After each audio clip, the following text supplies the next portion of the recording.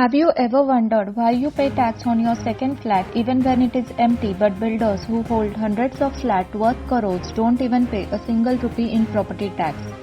Is it a loophole? Is it corruption? Or is it Income Tax Act playing favorite?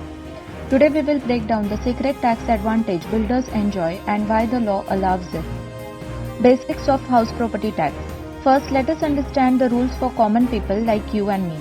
Under Section 22 of the Income Tax Act, if you own a property, the income from that property is taxable under income from house property.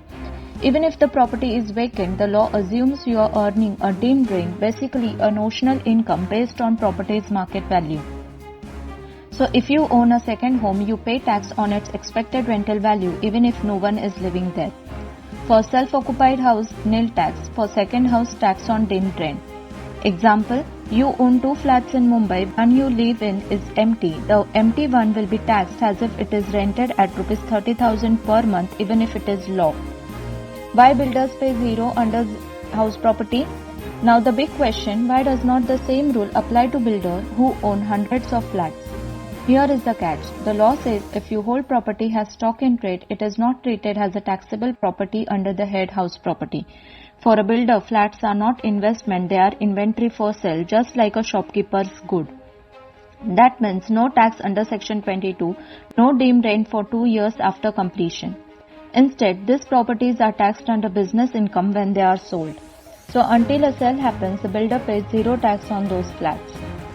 Legal backing and Supreme Court cases. This is not a loophole, it is backed by the Supreme Court. Judgment, CIT versus Neha Builders Private Limited. The court held when property is purchased as stock in trade for business, income from its sale is business income and not house property income. Other landmark rulings, Karanpura Development Company versus CIT, business intention matters, not the ownership. Section 23(5) amendment says that after 2018, even builders face deemed rent tax on unsold flats after 2 years from completion certificate. But what about the vacant flats? Before 2018, builders could hold unsold flat for years without paying any tax. But from AY 1819, the law introduced Section 23(5). Builders get 2 years of exemption after obtaining the completion certificate. After 2 years, they pay tax on deemed rent for those unsold flats.